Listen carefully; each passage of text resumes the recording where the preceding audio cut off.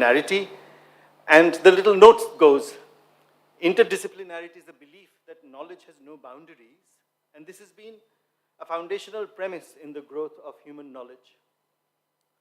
Once this was known and understood, Copernicus, in his book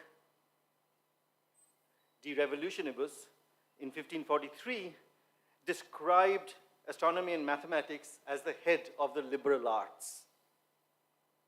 With the fracturing of disciplines into specialized fields and subfields, it is imperative to remind ourselves of the foundational value of interdisciplinarity and the importance of trespassing academic boundaries. The Ashoka University-inspired lectures on the theme of interdisciplinarity have been planned as a series of annual invited talks by distinguished speakers. And they started off in June 2021 as the first speaker was Dame Gillian Beer from Cambridge University, talking about Darwin and the descent of woman. 24th January this year, we had the second talk by Professor Ruth Harris from Oxford University, talking about how Vivekananda became a guru in America. And today, the third lecture will be given by Professor Patrick Olivelle, and I would invite our Chancellor, distinguished historian, Professor Rudrangshu Mukherjee, to come and introduce the speaker and the topic.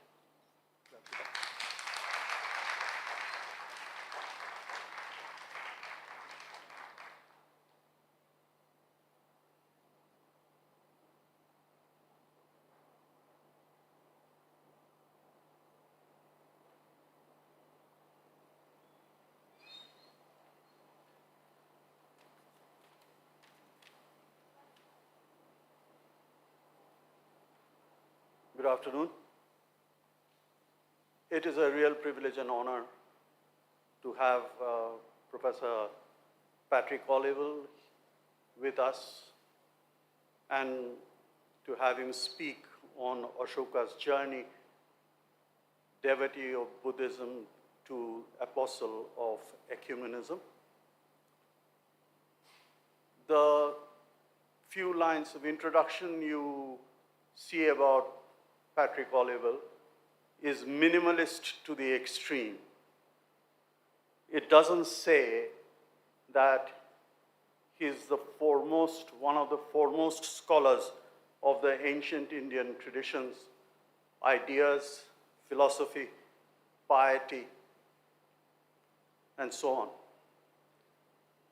on. His list of publications is so long it will take up better part of this event if I were to list them, but I'd be less than honest if I didn't say a few words about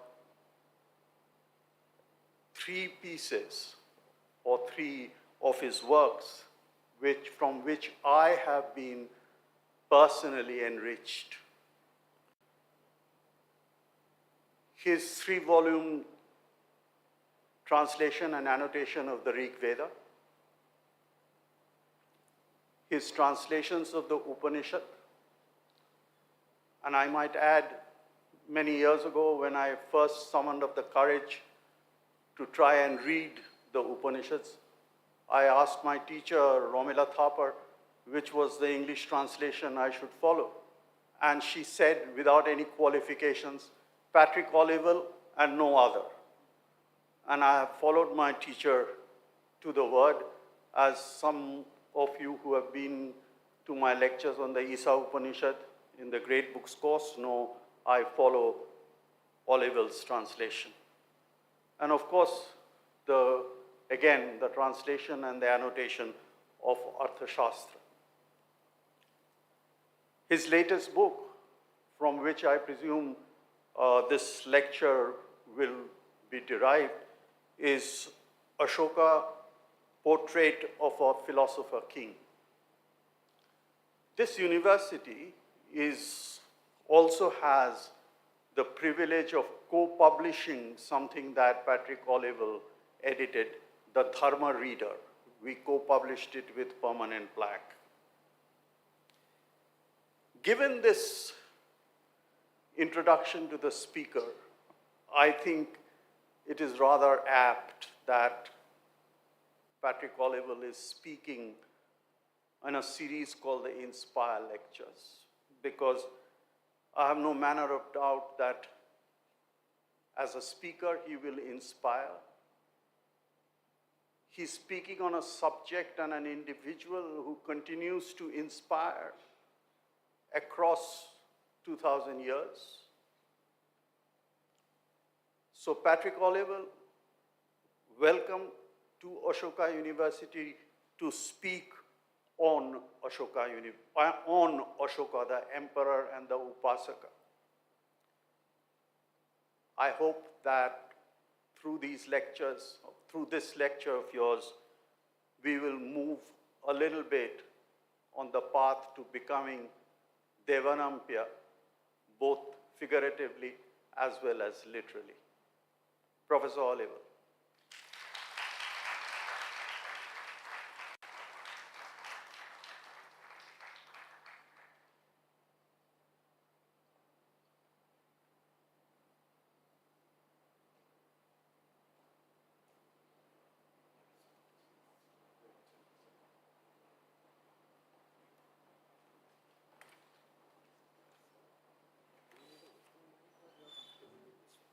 I'm comfortable with if this works, yeah. Yeah. Two. Yeah. Thank you. Yeah.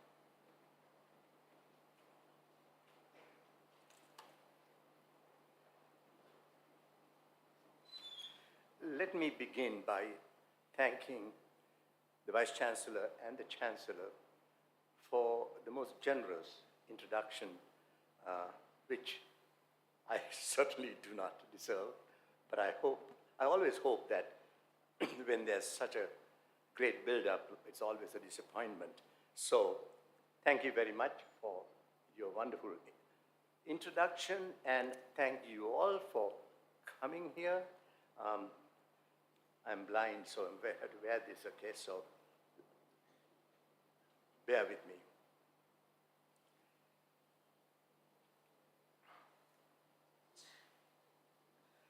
I want to thank Vice Chancellor Soma Rai Chowdhury for inviting me to give this year's Inspire lecture. It is a distinct honor. I'm delighted to be speaking at Ashoka University with its emphasis on a liberal arts education and on the centrality of interdisciplinary learning and scholarship. Many may not know that liberal arts is neither liberal nor arts in the modern meaning of the term. The Latin liberalis refers to what belongs to a free person, and ars means a learned skill, more specifically academic skill. Thus, opposing liberal arts to science and technology, as is often done, misses the whole point. The original 7 liberal arts consisted of astronomy, mathematics, geometry, music, rhetoric, grammar, and logic. They were considered the foundation of what it meant to be a free person.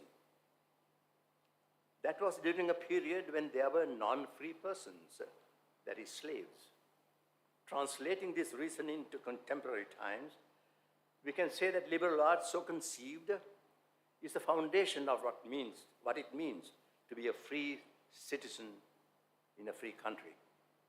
I will return to this at the end of my talk. There are, however, dark clouds on the horizon. In the land where the modern liberal arts institutions of higher learning were invented, I mean the United States of America, where I currently live, the concept of liberal arts is under renewed threat by the prominence given to the so-called STEM disciplines and technical and technological training.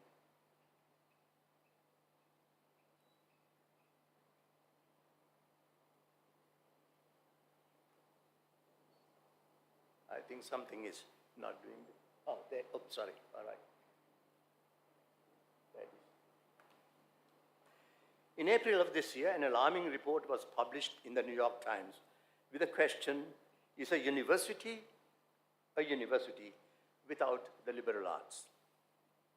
Marymount University seems to think so. the institution's trustees voted unanimously in February to eliminate majors in mathematics, art, English, history, and philosophy, among other fields. It is the latest in a very long line of defeats for the liberal arts. Between 2013 and 2016, across the United States, 651 foreign language departments were closed, while majors in classics, the arts, and religion have frequently been eliminated. The trend extends from small private schools like Marymount to the Ivy League and major public universities and shows no sign of stopping. The picture is alarming, and the New York Times was right to highlight it. This is a trend we must fight if we are to sustain free citizens in a free society. In the new world into which Ashoka students will graduate, training in two things that only a liberal arts education can provide will be crucial. They are, first, the ability to think critically and argue cogently. The second, the skill to write clearly and even elegantly. Your future employers will teach you to do various things, but critical thinking and clear writing will not be among them. Liberal arts learning is something that you begin here, but it is something you will nurture and carry on for the rest of your lives. And the values that you learn from a liberal arts education will permit you to live a fuller and happier life, and to make your world a better place, more tolerant and inclusive space. That is one of the central lessons we learn from the writings of King Ashoka, after whom your university is named. So let us turn to him. As many of you may know, my biography of Ashoka was just published. In my talk on the occasion of the book launch at the India International Center a couple of weeks ago, I dwelt on the critical turning points of Ashoka's intellectual and religious journey, from war-mongering king to devout Buddhist, and then to universalist moral philosopher. Today I want to take that discussion a step further and talk about how Ashoka dealt with the religious diversity prevalent in the society over which he ruled. It may hold some lessons for modern societies as well. I find Ashoka the most interesting person from the ancient world. If a person who lived over 2,200 years ago can be called modern, then I think Ashoka demonstrates a modern outlook. He certainly was way ahead of his time. No wonder no other subsequent king in India followed his lead.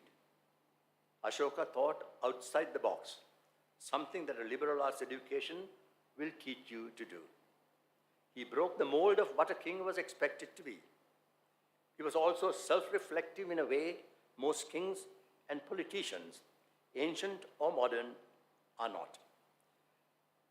I think I'm on solid ground when I say that not just in India, but the whole world has not seen a ruler like Ashoka. Rarely can a historian say that a historical figure is unique. But Ashoka is unique, not just in Indian, but also in world history. Even though H.G. Wells engages in hyperbole, there is some truth in what he says about Ashoka. Amidst the tens of thousands of names of monarchs that crowd the columns of history, their majesties and graciousnesses, serenities and royal highnesses and the like, the name of Ashoka shines, and shines almost alone, a star. At some point in his progress as a moral philosopher, Ashoka ventured into a new territory. I would not call this a turning point. It was more like a natural extension and broadening of his vision. This new territory I call Ecumenism. There were demographically identifiable religious groups within his empire that were focused on doctrines and ways of life that many of them defined as dharma. Ashoka uses the term Pasanda, or in Sanskrit, Pashanda, to identify these groups. Let's remember this term because I will return to it repeatedly.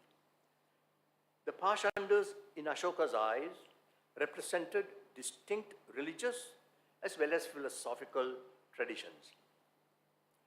What did Ashoka make of the multiplicity of religions existing within his empire? How did he, as emperor, deal with that religious diversity?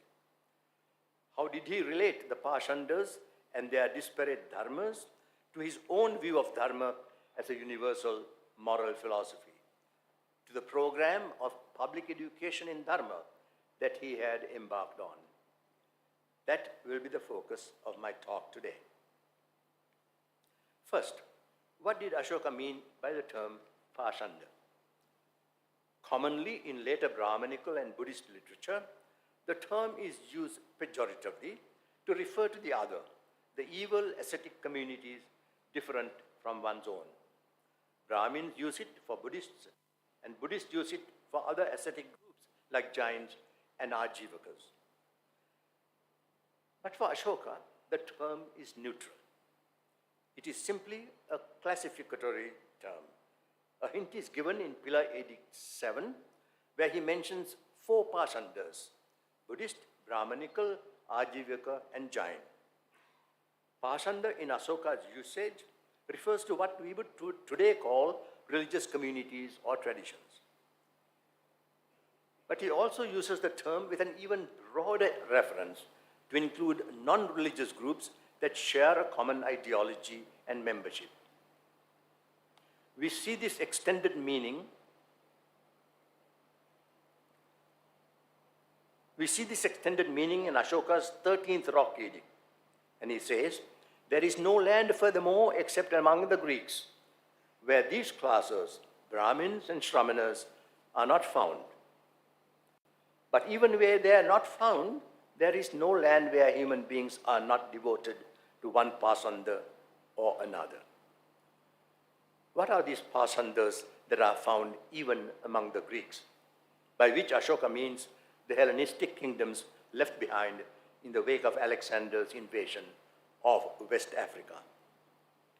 A clue is found in the Greek translation of this edict found in Afghanistan, in Kandahar, Afghanistan.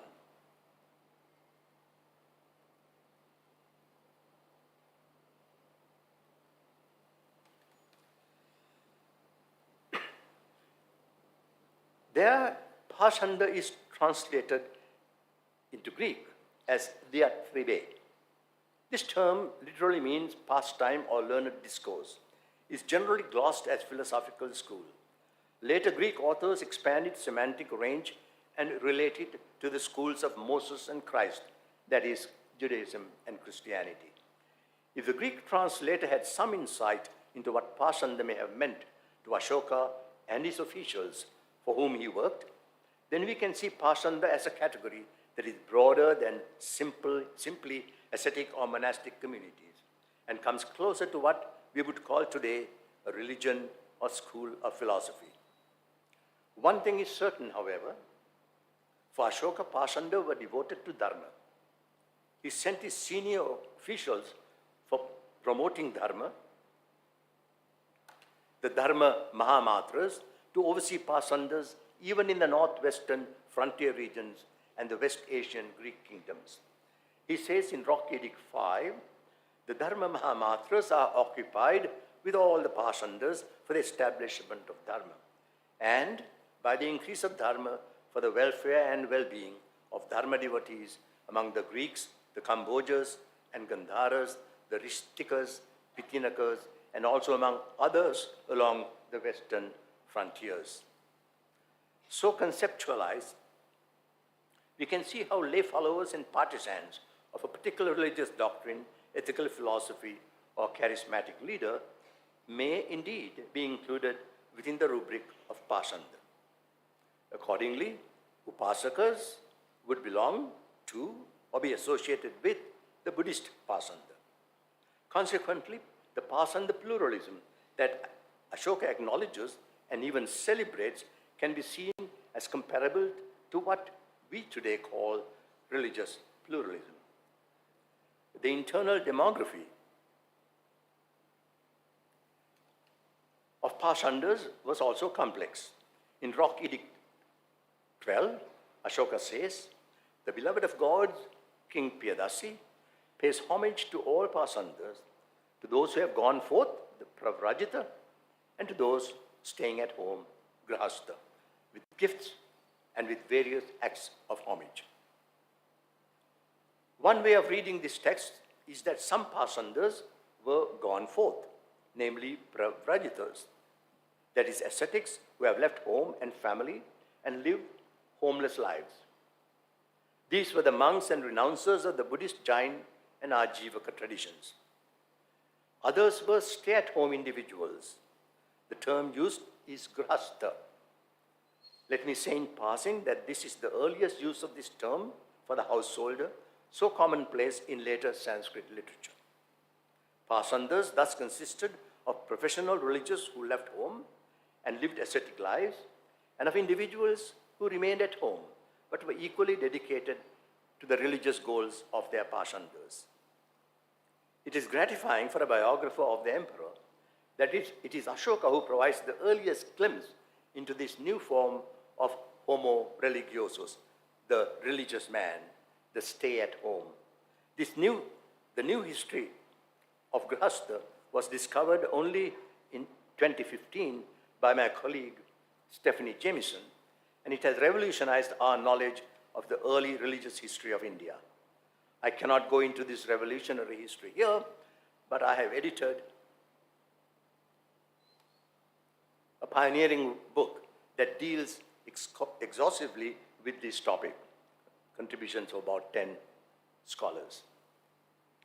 What we can say with certainty is that the religious diversity of this empire included people who undertook to live a life dedicated to religious pursuits by adopting an itinerant and mendicant mode of life, and others who did the same while staying at home. In all likelihood, the Pasanders in West Asian countries, as also most Brahmins, would have consisted primarily of such stay-at-home individuals. As any head of state, Ashoka would have seen this diversity with some apprehension. It is possible, although not certain, that conflicts among Pasanders may have been viewed as posing a threat to public order. But Ashoka had broader and loftier goals.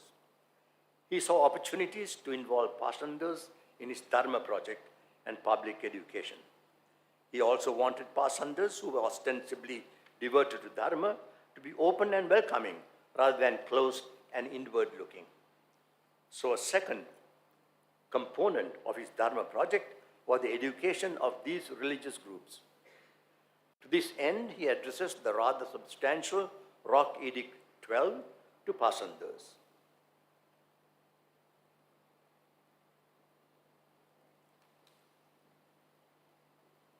Sorry about that, that seems to be somehow very dark. The beloved of God, King Piyadasi, pays homage to Pasanders, to those who have gone forth and to those staying at home with gifts and with various acts of homage. A passage we already read. A key word in this message is homage or puja. This is the thread that binds this fine piece of writing together.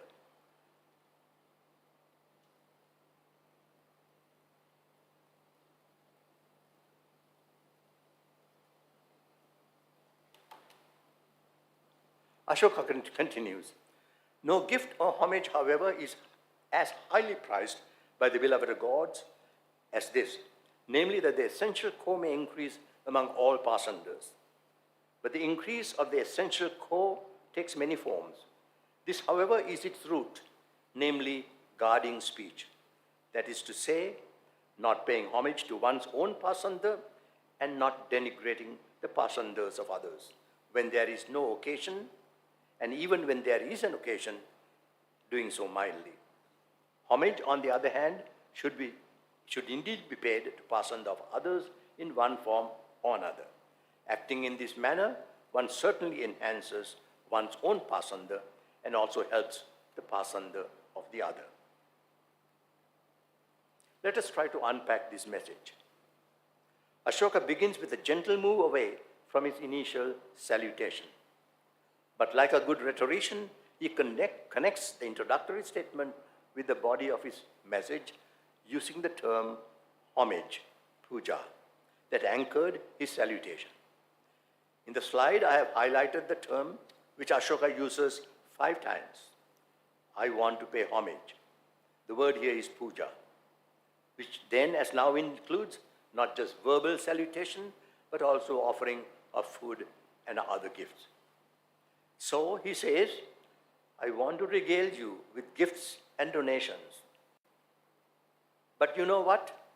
All that is trivial.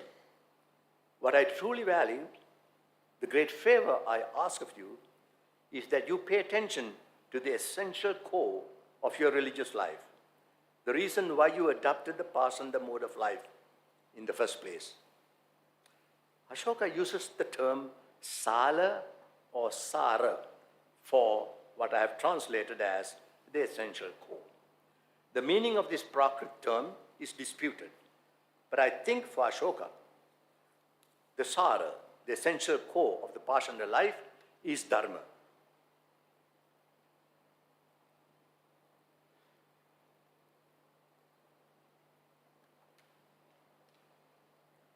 In fact, the Greek translators of this particular 12th Rocky Edict use the term eusebeia for the essential core, the same term they use to translate dharma into Greek. So the first and most basic request that Ashoka makes in his letter to the Pashandas is that all Pashandas make sure that they pay attention to the ultimate reason they became Pashandas, namely the pursuit of dharma, that dharma continue to grow among them, that each individual endeavors to grow in dharma.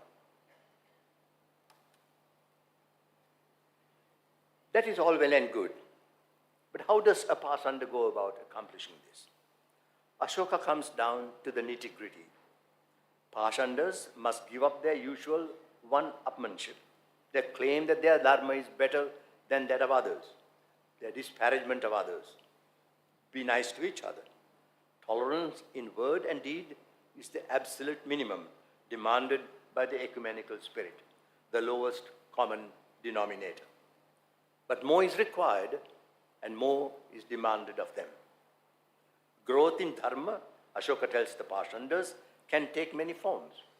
Dharma is a complex moral order. But the indispensable foundation for any growth in dharma, the root from which the sprout grows, boils down to just one thing: guarding one's speech, controlling the tongue. This concept jumps out of the pages of Ashoka's writings as a pivotal notion in Ashoka's intellectual project. Ashoka brings back homage, the word homage, into the discussion of guarding one's speech. Paying homage, evidently in words, to one's own pasanda, using disparaging language to characterize the pasanda of others, amounts to the failure to guard one's speech. It exemplifies the disregard of the very root of one's progress in dharma. In such a situation, there can be no growth in dharma. Such pashandas defeat the very purpose and foundation of pasanda life. Ashoka here sounds like an exasperated teacher, trying to get the blockheads to understand the implications of their words and actions. Let us move on to the third section.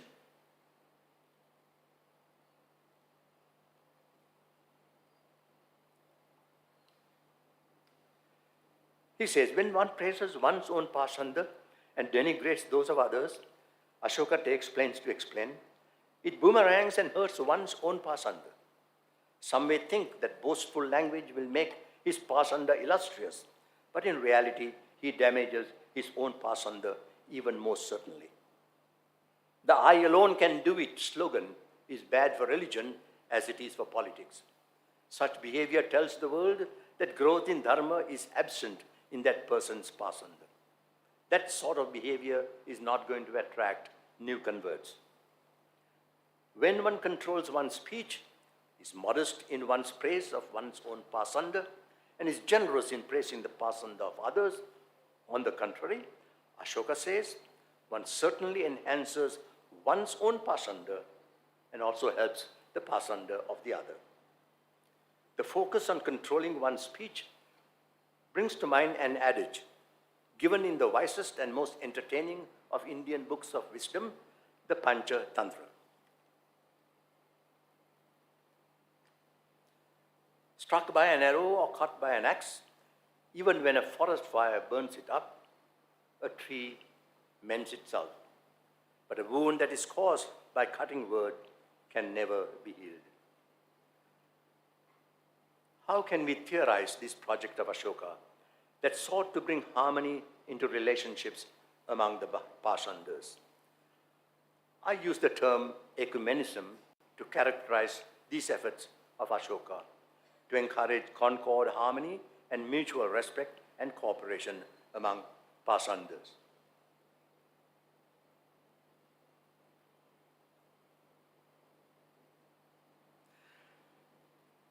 The term has its origin in the Latin ecumenicus, general, universal, from the original Greek ekumenikos, from the whole world. The term indicates an attitude that promotes universal unity. This is similar to the Sanskrit adage, Vasudhaiva Kutumbakam. One's family is in truth the whole world. This is the meaning of ecumenism that we can associate with Ashoka. He believed that beneath and beyond the apparent differences among Pashandas, there is a fundamental unity that is expressed in the term dharma. But true ecumenism, Ashoka tells us, demands not just the minimum, that is tolerance, living in harmony, not using insulting language. No, ecumenism requires much more.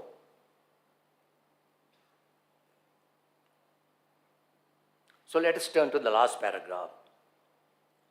Living an ecumenical life alongside other religions, first of all, demands one to converse with others. Ashoka calls such fellowship and interaction samavaya, which means meeting one another, getting together, consorting with one another. There is more. Ashoka wants Pashandas to learn from each other, to educate themselves in the dharma of others. All this requires an activist and positive agenda. The virtues Ashoka talks about, especially the control of speech, lead to this positive outcome. Members of different Pashandas should meet one another, either informally or at formal meetings, he does not say, to discuss their dharma, their beliefs and practices. Let us read the third segment of Ashoka's message together. Therefore, and this is the last slide here, therefore meeting one another is indeed excellent. That is, they should both listen to and take guidance from each other's dharma. For this is the wish of the beloved of gods. That is, all Pashandas become highly learned and follow good discipline. And no matter which of these they may be devoted to, they should acknowledge no gift or homage is as highly prized by the beloved of gods as this, namely that the essential core may increase among all Pashandas. Here too Ashoka uses language effectively. First he defines meeting one another, the major concept of this section. One should both listen to and take guidance from each other's dharma. Meeting one another is not merely a social visit or a casual get-together. It is far deeper and more serious. It involves listening and taking guidance. The two original terms are suneyu, literally they should listen, and sususeyu, literally they should desire to listen. The second term, sususeyu, the common Sanskrit term, shushrusha, and gradually the standard meaning of being obedient. That is the meaning this term has in Ashoka's definition of dharma, obedience to mother and father, for example. We can see how it developed that meaning if you look at the English expression, listen to someone. So to the native hearer, both these terms carry similar and reinforcing meanings. To listen to, and finally learn. That is how Ashoka tells them you become highly learned. The term used for learned is Bahu Sutta, or in Sanskrit, Bahu Shruta, literally much heard. That is one who has heard or learned a lot. The connection between hearing and learning relates to the ancient method of instruction. The student sits in front of the teacher and listens to him, learns by heart what he has heard, and then is able to repeat what he has learned. One becomes much heard, that is, a highly learned person, only by carrying on dialogues with others and learning from them, says Ashoka. You cannot hear much or learn a lot by simply listening to yourself or to your own group. You have to expand your horizon. As we can see, for the original readers, the connection between the three terms is obvious. All three terms are derived from the Sanskrit verbal root shru, from which you also get the Hindi suna. Note also that unlike English, that it distinguishes the term hear and listen, Sanskrit and all Indian languages use a single term to denote both. And that is derived from shru. The connections, therefore, among these three seemingly disparate words and concepts are apparent to the listener of the original text. So the goal of becoming a highly learned Pasanda can be accomplished only by following Ashoka's Pashandic ecumenism. The implication is profound.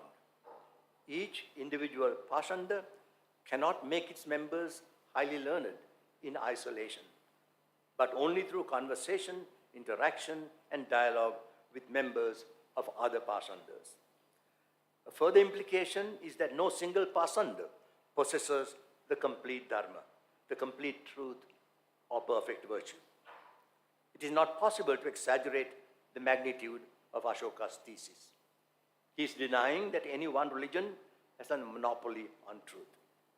Truth or dharma is too complex and too vast for any one person to have an adequate, let alone exhaustive, grasp of it.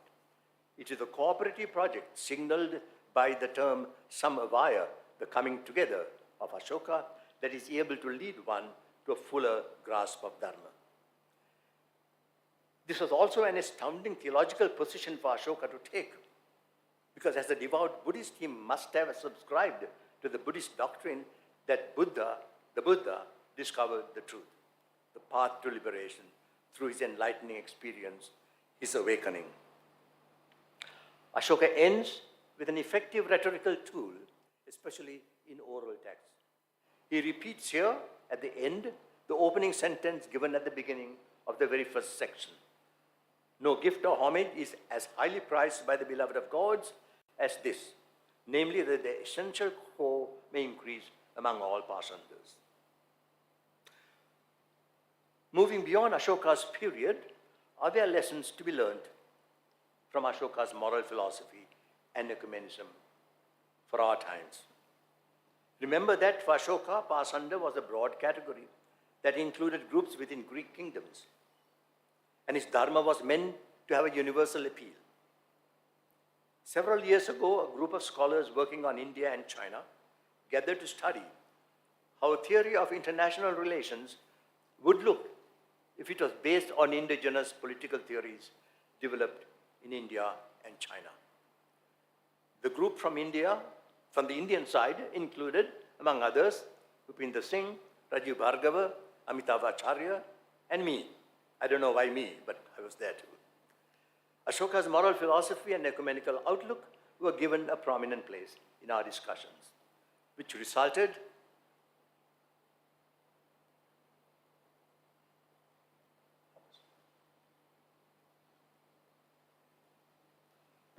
in the volume that is there on the screen there, Bringing Two Worlds, comparing classical political thought and statecraft in India and China. What would Ashoka have to say about the state of affairs in the world if he were to time travel to the 21st century? Our major pashandas of the religious and political varieties are anything but the open and welcoming entities that Ashoka envisaged, let alone ones that are eager to listen and learn from one another. Do they even talk to each other rather than shout at each other? Ashoka says they should both listen to and take guidance from each other. Do they control their tongue, guard their speech? Simply look at the political rhetoric in America today. I'm not competent to talk about India. Controlling the tongue is the last thing in the mind of political operatives. Denigrating and demonizing the opponents appear to be the main objective of political rhetoric and advertisements. Ashoka asked the Pashandas to refrain from praising one's own group and denigrate others. He sounds naive when he says, should someone pay homage to his own Pashanda and denigrate the Pashanda of another, wholly out of devotion to his own Pashanda, thinking that I'll make my Pashanda illustrious? By so doing, he damages his own Pashanda even more certainly. In today's political world, he will be laughed out of town. The situation is not too different when we look at religious groups. With some extraordinary and welcome exceptions, religious people pay lip service to religious harmony and cooperation. But they do not move beyond that. I think in all these areas, we instinctively revert back to our ancient roots, to tribalism. The groups we belong to have closed minds, not the generous and welcoming openness advocated by Ashoka. Politicians and religious leaders are easy targets. So let us look at the scientific and more broadly, the scholarly Pashandas of our time, the learned societies and associations, the major universities, the scholarly journals, or even the disciplinary departments within universities. What if they refuse to talk to and learn from their colleagues in other countries, in other universities, in other departments? We cannot even imagine such a scenario. We would agree with Ashoka that to become highly learned, a Bahushruta, we must be open to the ideas and research of others. This is something we as scholars take for granted. How foolish I would look if I refused to read a research paper published by someone from a different university. But let us not give way to hubris and take a moment to reflect further. Do we reach out beyond our own disciplines? Do scientists read publications in the humanities and the social sciences and vice versa? All too often, disciplines become silos that are hermetically sealed. I'm reminded of an anecdote about the Nobel Prize-winning physicist, Richard Feynman. Interestingly, I first encountered Feynman not by reading physics, but by reading an article by the distinguished scholar of religion, Jonathan Z. Smith of the University of Chicago, who explains how an introductory university course on religion could stimulate young minds into venturing beyond their own intellectual silos. He introduces the tale of Richard Feynman, who spent a sabbatical year working not on a problem of physics, but on phage experiments in a biological laboratory. He breached disciplinary boundaries. According to Feynman's light-hearted account in his famous book, Surely You Are Joking, Mr. Feynman, his results were significant enough to interest James Watson, the discoverer of the double helix structure of the DNA molecule, and to have him invited to give a series of seminars to biologists at Harvard. At the urging of his biology colleague, whom he calls Edgar, Feynman finally wrote up his work on phage. Feynman says, and I quote, "I sent it to Edgar, who laughed when he read it. It wasn't in the standard form that biologists use. Edgar made a shorter version, but I couldn't understand it." Unquote. Jonathan Smith says, and I quote, This is indeed an extraordinary statement. A Nobel laureate in physics is laughed at by his biologist colleagues when he writes up his biological experiments. Conversely, when a professional biologist writes up Feynman's experiments and results in proper form, Feynman couldn't understand it. We are all deeply embedded in our disciplinary silos, even in the language we use. This is where I think an education in the liberal arts and sciences, such as the one provided by Ashoka University, becomes significant. You are asked to learn different academic dialects, from mathematics and physics to philosophy and art history. Unlike Mr. Feynman, you are made, if not fluent, then at least familiar with the various academic dialects. In major universities, teachers disseminate knowledge that they have helped create through our writings, public presentations, and most importantly, teaching. This is the rare gift that students attending universities such as Ashoka enjoy. To use a culinary metaphor, students get served by the chefs. They receive knowledge from those who create it. I like to tell my undergraduate students that going to a restaurant is a good parable for the difference between school and university. You can sit at the front of the restaurant and eat a dish all prepared, knowledge between two hard covers. Or you can go into the kitchen and discover how it is prepared. This is what students get when they come to a major university.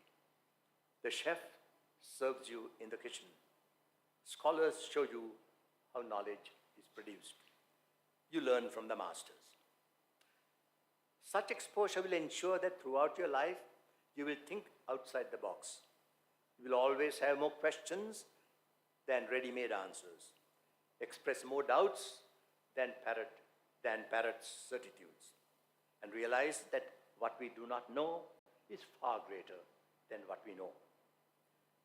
You will, in Ashoka's words, do more listening and less talking, be more open to others who do not look like you or think like you, more welcoming to those who do not go to the same temple, church, or mosque, or belong to the same political party or social class. You will, over your life, live the liberal arts education you have been privileged to receive. And in Ashoka's words, honor and praise Pashandas different from yours, because the world is a mosaic, and the mosaic is beautiful only in the whole and not in its parts. Beautiful only when different pieces that go to make it are different from each other. Thank you all for your welcome and for what that interesting French philosopher and activist Simone Weil called rarest and purest form of generosity, which is your attention. Thank you.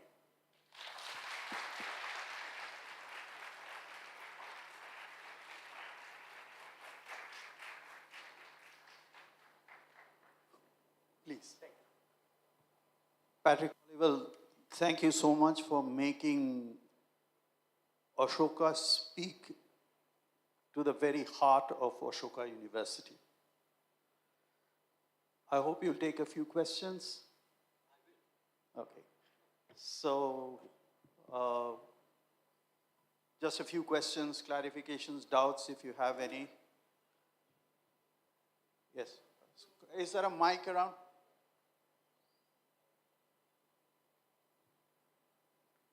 Here, second row. If you could kindly introduce yourself and then... Well, I'm Patrick Dasgupta. I'm a physicist in the Department of Physics and Astrophysics, Delhi University. So thank you for the elucidating talk.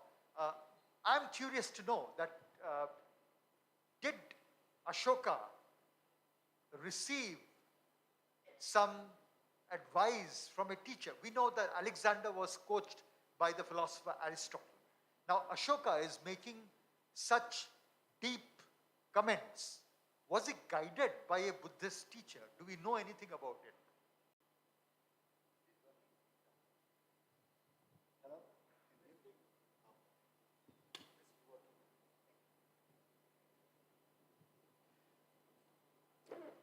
I wish we did, right?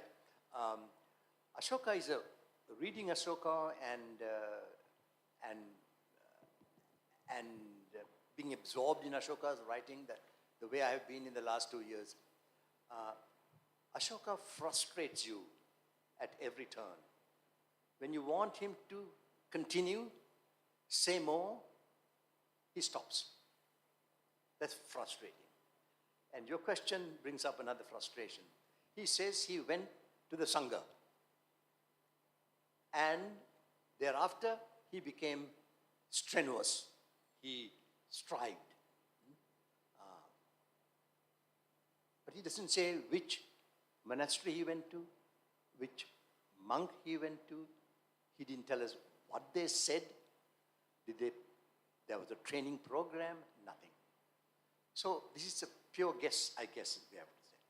That he must have had conversations with different educated people, both monastics and non-monastics, and perhaps people coming from different pashandas, the Jains, the Brahmins, etc., because it seems to reveal a certain sense of openness to listening to others. But we get, unlike Alexander, we don't get that kind of personal details. I say in the book that, interestingly, for many ancient kings and monarchs, Alexander is a good example, we have a lot of material coming from around the time. We have Alexander's contemporaries writing about him. We know where he went to school and all of that. We know nothing about that in Ashoka. Except we have something precious of Ashoka we don't have from Alexander. We don't have Alexander's own words. And Ashoka has given us. So this is, I think, the pull and the push of the Ashokan.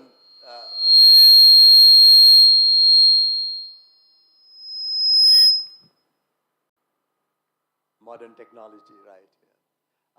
Yeah. So that is a issue that, unfortunately, we will never resolve. We can speculate. That's about it. Thank you. Amita Bhaviskar. Thank you. Thank you for a sparkling talk. Thank you. My question was about the response to Ashoka. So he sets these things out on the rock edicts. How did people respond to this ecumenism? Do we have any evidence about that?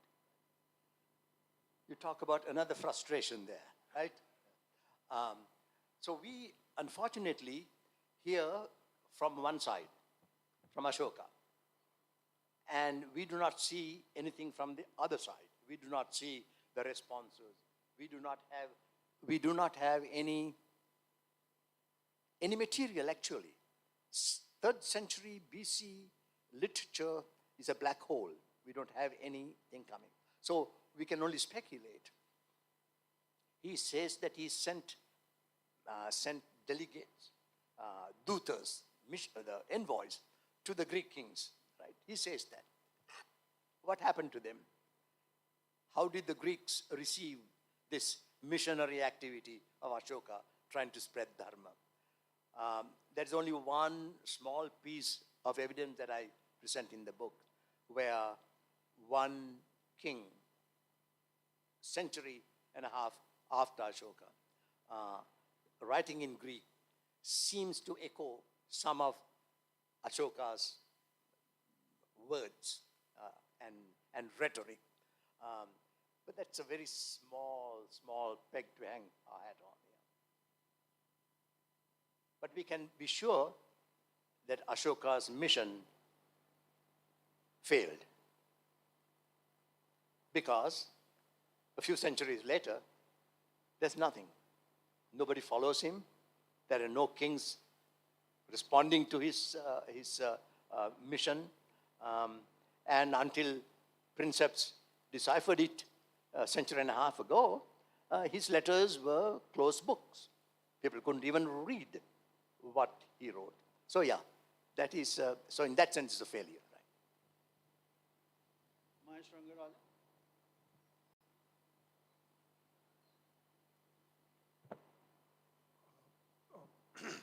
Professor, you just said that probably he was a failure. So I want to draw you out on how does one assess failure. I was just thinking that in the early 20th century, Franklin Delano Roosevelt transformed American society and politics. He was famous for his fireside chats. Yes. But by the end of the Second World War, the New Deal has disappeared. In India, Jawaharlal Nehru was Prime Minister for the better part of 20 years, plays a very important role. So how does one judge failure and success with these personalities, particularly with someone like Ashoka? It's so striking that he's addressing probably leaders of these sects, members of these sects, on probably all aspects of their life, not only on their views of others. So how does one assess failure and success in these terms? I think it's an unfair question, but it's something which suggests itself in your talks. No question is unfair. So in a sense, when I said it was failure, I was responding to what she was asking, but that may be unfair to Ashoka. There are many aspects of Ashoka which were resounding successes, but people did not know that it was Ashoka who was responsible for those successes, right? Let me give a couple of examples. I have written a lot on the early history of dharma in ancient India, right? I try to historicize this word, this central word in Indian civilization. And I try to, and I can't go into the details today, but I try to say that it was the use of the term dharma over 100 times in his brief inscriptions. Centrality that he played, that contributed to dharma becoming the centerpiece of Indian civilization. Even the Brahmins come to adopt that, and a new genre of literature comes called Dharmashastra, right? Yeah, comes into being. So that's just one example. Second, when a Bollywood writer writes a script for a Bollywood movie, he's dependent on Ashoka. Because all Indian scripts are derived from the Ashokan Brahmin script. There's a school of thought that I don't subscribe to, that he invented it. Whether he invented it or not, he clearly is the first to publicly use it. And it is that inscriptional material that Rabindranath Tagore writing in Shantiniketan is dependent on that. So there is that coming in. Ahimsa. Clearly, many Jain and Buddhists had this ethical principle. But Ashoka makes it the centerpiece of his moral thing. The very first major rock edict is devoted fully to ahimsa. He doesn't use the word ahimsa, he says vihisa. Right? The term is somewhat different, but the concept is the same. Right? And yeah, so there are many areas where there is success in the sense of continuity of terms, of language, and of moral philosophy that we are talking about. Yes, so in that sense, we can. Only thing is that until recently, we did not know that it was Ashoka who done it here.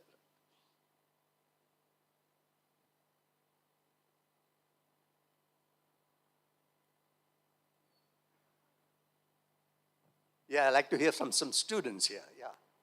I'm just curious to know how Ashoka tried to institutionalize this ecumenism, or was it based solely on some sort of a rhetorical persuasion? We do not have any record of his having done that. The only institutionalization he did is that in the 13th year of after his anointing as king, he instituted a particular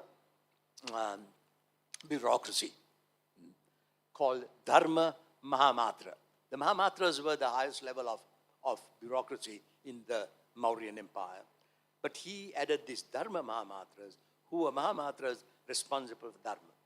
And he says in the Pilla Edict that he sent Dharma Mahamatras specifically to Buddhist Sangha, to Brahmins, to Ajivikas, and to the Nirgranthas, who are the Jains, right? So there was imperial representatives working with and within these Pashanda communities. We do not know what they did, how they were received. Was there a backlash for the high hand of the emperor coming in? But clearly that was at least an attempt by Ashoka to co-opt these and to control these Pashandas. That's the only thing that I can think of right now. Yeah, this one here. Good afternoon, sir. Thank you so much for your talk. I would like to ask, did Ashoka think about humanity as our dharma, manavta? Because when we look around in present time, there's so much conflict and war. When humanity, if we put maybe I think as our first dharma, then we can bind everyone and there could be less war. What did Ashoka think about it? Can you repeat that? The sound was not very good. Okay. Am I audible, sir? Yes, now I can hear you. So my question to you, sir, is that did Ashoka talk about humanity, the dharma, humanity, what we think about like all humans should be equal and, caring for each other as opposed to be Hindu or Muslim or Christian?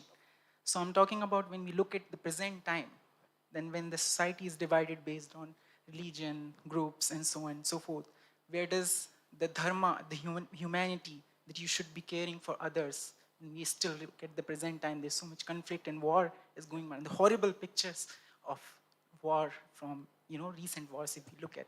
So what did they talk about? Thank you, sir. I get what you're getting at, yes. That is a complex situation that Ashoka presents. And I was trying to present as complex a personality as possible of Ashoka. Ashoka is a complex person. He has, and any monochromatic depiction of Ashoka would be inaccurate. So, there's a feature of Ashoka's dharma that tells the person, and in my little diagram in the book, I call it the self, me, right? And I have many arrows going from me with regard to superiors, my parents, to the religious people, Shramana, Brahmana, to equals such as relatives and friends, to people who are below. That's an important thing for you. Servants and slaves, right? To have what you call samma patipatti, proper relationship, proper attitude, proper dealing with these people. So what does proper mean?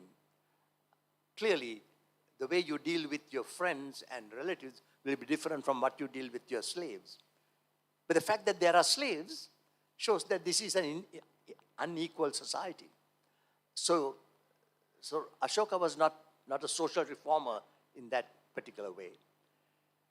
I also talk about the fact that women, for the most part, are absent in the Ashokan discourse. They occur here and there, like the mother and father, so you get that. Interestingly, the relationship of the self does not include the wife. That's an interesting thing. Why? Okay. It is a patriarchal society that and he has internalized that, I think. It is a hierarchical society where there were slaves. So there is aspects of Ashoka that I talked about today, which is very modern, almost we can relate to that. But there are other aspects which are very different from what you talked about humanity. Yeah, that is possibly lacking to the degree that we may want, yeah. Hi. Me, here. Yeah, front row. Yeah. Oh, no wonder. So my name is Projit, I'm a historian. So I was just wondering, and this actually follows well from the previous question. A lot of people, say, the French Revolution said great things about equality. When the slaves in Haiti wanted to claim that message, nobody was having it. It was so there were limits to where this message of liberalism went. The British in the 19th century said very liberal things, but it didn't apply to us. So what were the limits of his ecumenism? The way you, and I don't know if I'm getting it wrong, the way you describe the Pashundo It seemed like it was a formalized philosophical system that he was willing to engage with. But he presided over a huge empire. So there would have been people who would not have had religion in the sense or philosophy in the sense that he would recognize it. Would he be ecumenical to them as well? Yes, that's a very good question. And I have one section of this part of the book with regard to what I call popular religion. How does he deal with popular religion? And that's what you're talking about. The people who go to fairs and take part in rituals, etc. He looks down upon them. He thinks that they are just being silly. He talks about two things. He says about people going to fairs in which many things take place, like drinking and killing animals, and I'm sure sex and stuff like that, right? He's disparaging of that. The other thing he talks about is the normal things like mangala. He used the term mangala, meaning auspicious rites that people, and there he uses the word women, that especially women folk are tied to this, these types of things that you happen at the birth of a son, at the departure on a journey, a wedding. He says these are really useless. And he says the real thing is what he calls dhamma mangala. The mangala related to dharma. He doesn't say what it means, but he just says the word, right? So there is that with regard to certain kinds of people who did certain kinds of things at which he looks down upon. I don't think he engages them. He is operating at a higher level of the organized religions of the time. Yeah, right.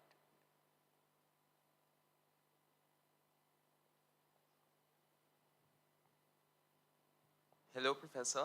I'm not a historian, and I have a very small clarificatory questions regarding the words which were used.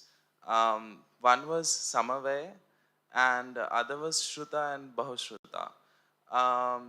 So, did Ashoka wanted to create a civil religion which was also formalized by Rousseau, or did he formalize such a concept in his time? Does those words related to that his thinking? Yeah. This is interesting. You didn't read my book, right? Did you? You didn't read the book yet? No. Actually, there is a section in that called Civil Religion with Rousseau and Bella. Yeah. Right. I try to use civil religion as a heuristic device to look at what Ashoka is trying to do. Is he creating what has been called in modern times a civil religion? And I have a section on that there. Yes, I think one can. I mean, different people argue differently on this. I personally think that one can theorize it as Ashoka's trying to create an imperial theology, imperial philosophy, to which all members of this empire, that is all his subjects, could relate to, could accept and become part of, and that they would bind together. I mean, I think there was an attempt by him to have symbolic means of making this large, vast empire hold together. One was the fact that he uses a single script in most of the subcontinent.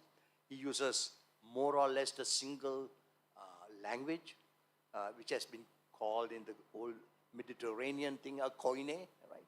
Where everybody could somehow understand it. Yeah. And the other one, of course, is this dharma-based civil religion, which people were supposed to.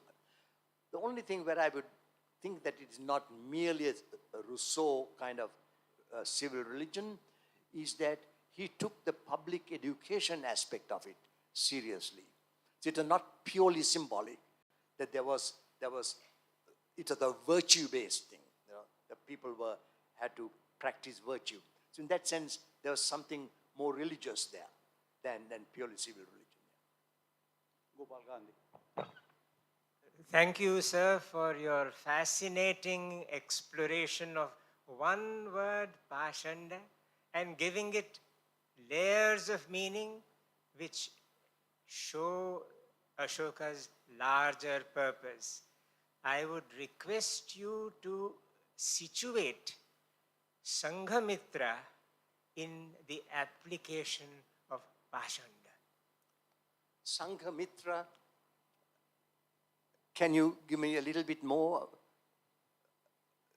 What was her role Oh. in his scheme of Pashanda? Okay.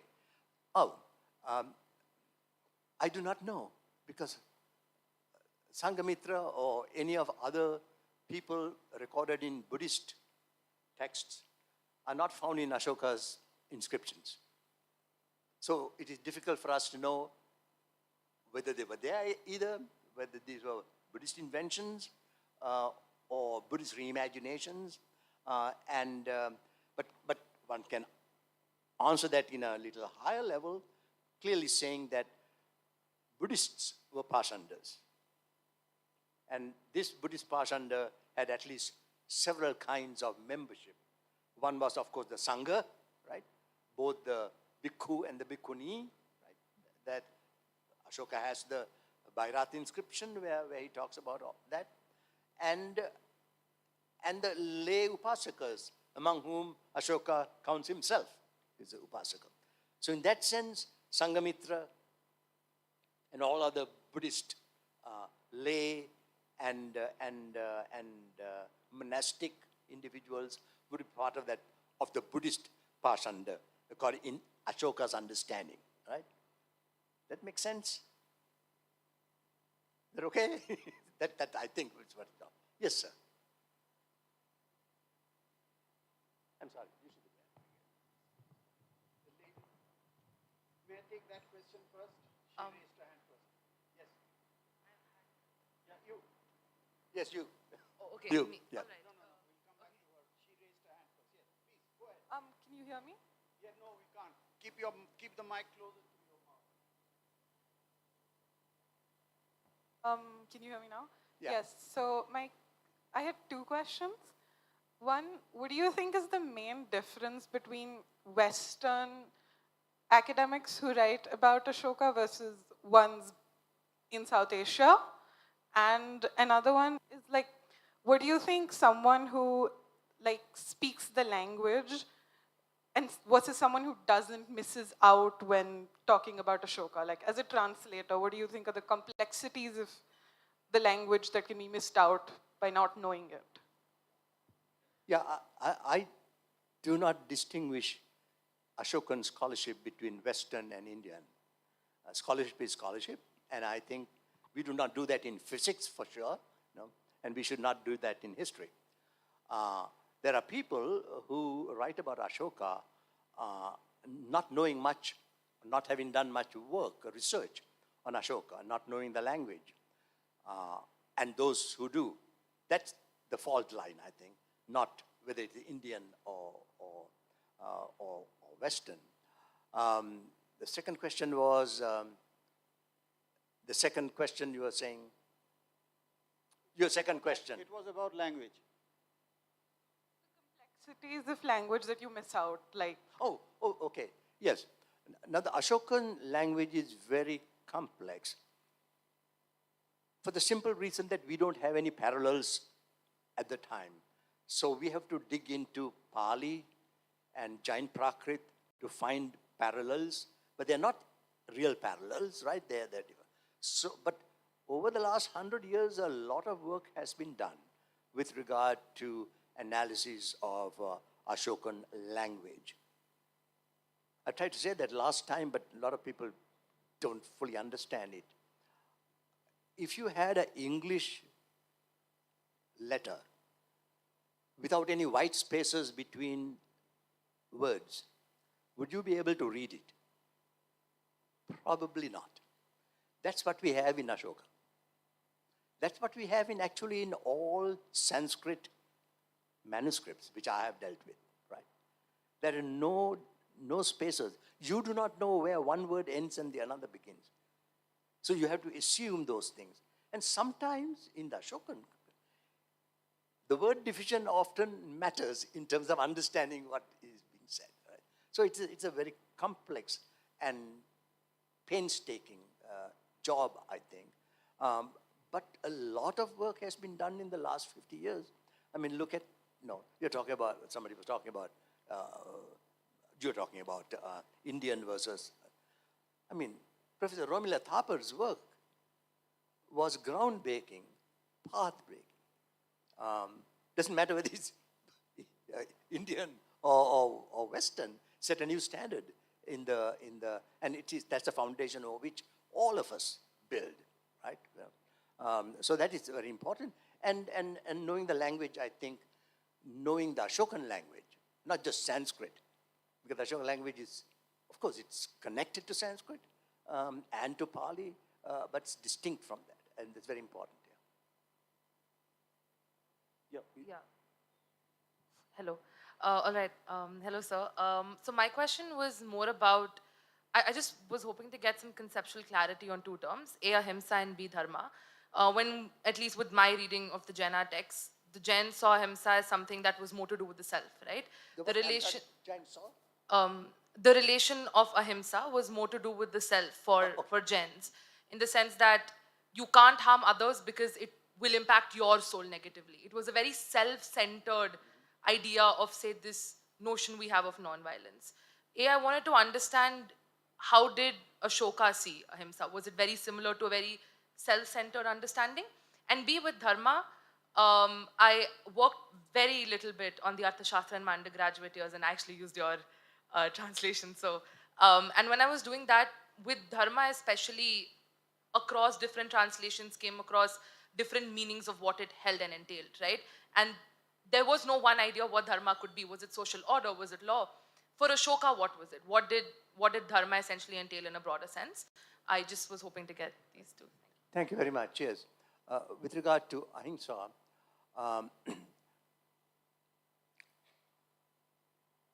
I'm not sure whether he is subscribing to a Jain understanding of ahimsa. If anything, he may have been going with a Buddhist understanding. Remember, in the first rock edict, where he says very clearly the importance of ahimsa, he says, in my kitchen, 3 fellows are killed every day, right? So, even during that, but then he says, but in the future, I'm not going to kill anymore. Right? So, there's ambivalence there. But I think with regard to the Buddhist concept of ahimsa, it's a much more intentionality based. So if you don't intend to kill something, then there is no sin or any kind of guilt through that. Whereas the Jain view of ahimsa seems to be much more, there's a physicality to it, right, in a sense. So, but unfortunately, Ashoka does not expand on what he means by that in a philosophical way. He talks about not killing as an important moral principle. And I, in my book, said that's probably the foundational aspect of his dharma, right? But he does not give a philosophical understanding of it. The second was about dharma. Dharma is a multifaceted concept. And in Sanskrit or Indian languages, we can get away with just using the word dharma. When you're translating, you have to choose. And the choice is the real problem. Because when you choose one, you are not choosing another.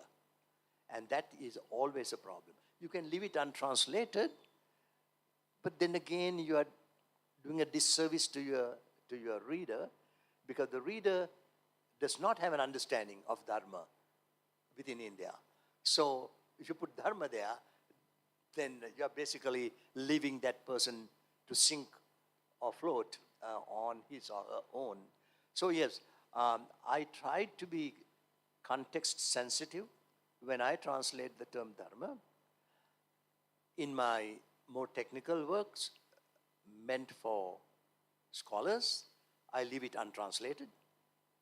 So that's possible, but not when you are trying to reach an audience out there. You have to make a choice. And often I use the term law with a L capital to signal this is not your law courts thing, there is something different here. And you can then go to the Jewish or Christian or other traditions of law or Muslim to understand what this may mean. Yeah. Right. Thank you. Ananya Vajpayee. That's the last question. Doesn't work?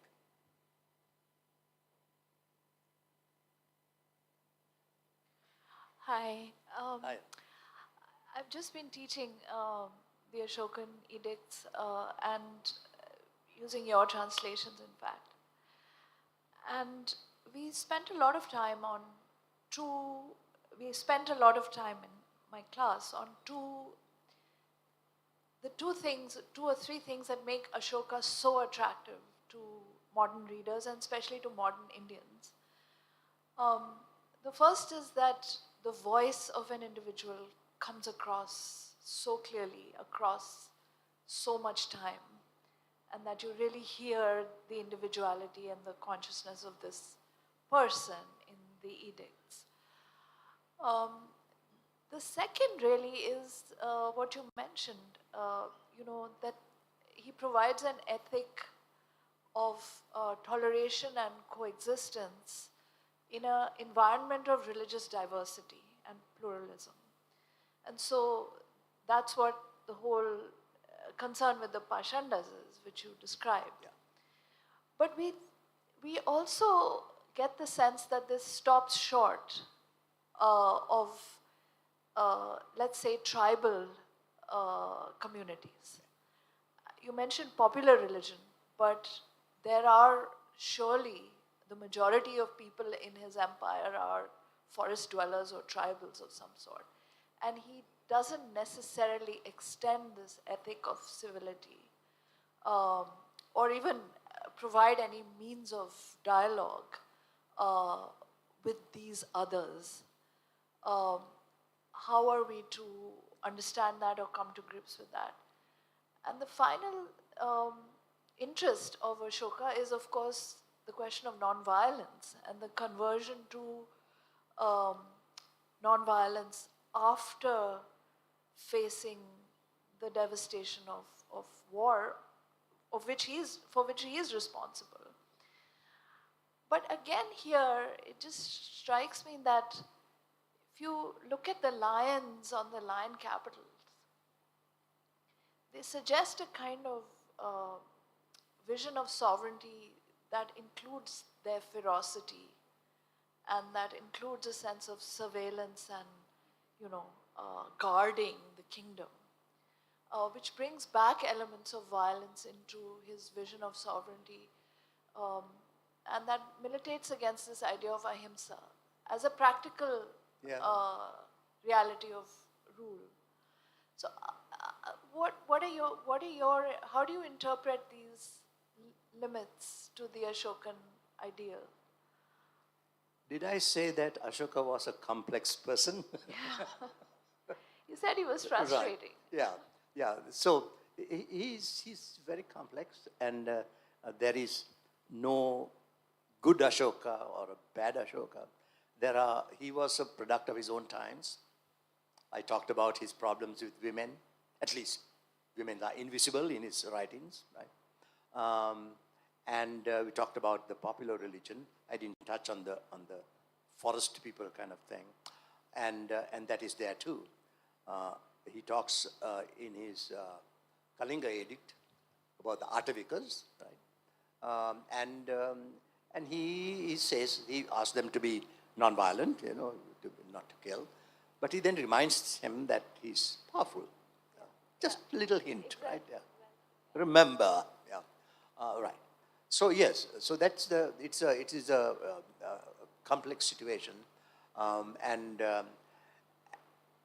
in a sense, I cannot give you an answer because my answer will not be based on what Ashoka has said, but something that is coming from my own, suppositions.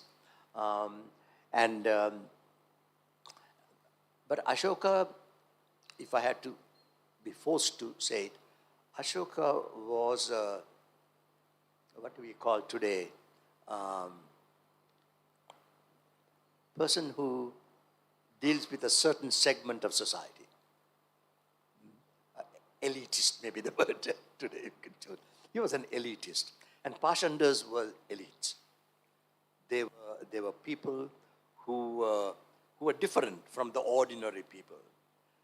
But Ashoka believed that Pashandas had great influence on the ordinary people. That's why he was very careful to foster and use them, in a sense, to get to the other people. But he did not have much patience with the ordinary things that people did, the ceremonies that people did. They were talking about that. He doesn't talk a lot about the tribals, just once or twice, but I cannot think very much that he would have those kinds of activities, religious activities. He was, and then it's very striking that he talks about the Greeks quite a lot, in a very equal way, and we're equals. But when he goes down south, it's very different. He doesn't mention any of the southern kings. He just gives names. Keralaputra, Chola, Tamrapandi, no individual. When he goes to the Greeks, he names Greek kings. That were his. So there is a certain elitism there that is clear with him. There are a lot of questions with regard to Ashoka that, unfortunately, given the data we have, I was trying in that other thing that I was giving, I said, writing a biography without data. Right? That's what we were trying to do, a biography of Ashoka, without the necessary data that we have. And with that data, those things really cannot be answered, I think, yeah. We have to just leave it at that. Professor Olivelle, if I can end this session on a very provocative note. Yeah. I am, by training, a modern historian. And I was taught, and I practice, that when you are reading the words of a leader, private papers, as we call them in the modernist jargon, take them cum granio salis. Many grains of salt. Yes. Why do we take Ashoka at his word? Is there some special reason for taking him at his word? I don't think I take him at his word. I tried, but those are the words, only words we have.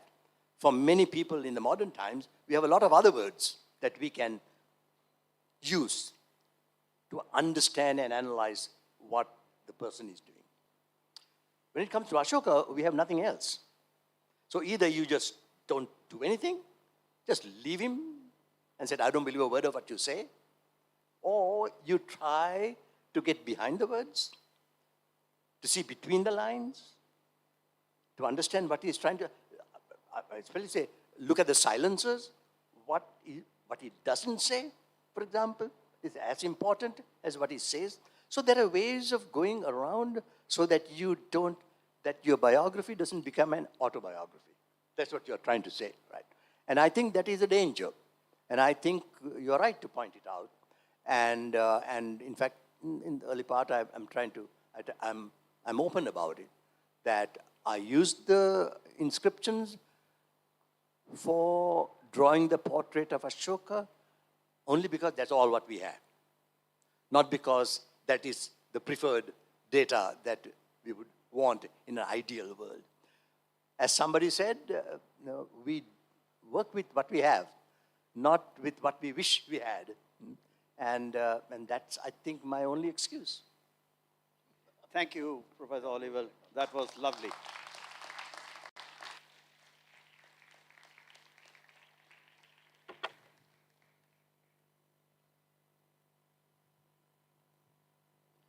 Thank you very much, Professor Olivelle, for this wonderful talk. I would also thank everybody who helped to organize this event. and everybody who came. I would like also to say that we have a high tea arranged for everybody.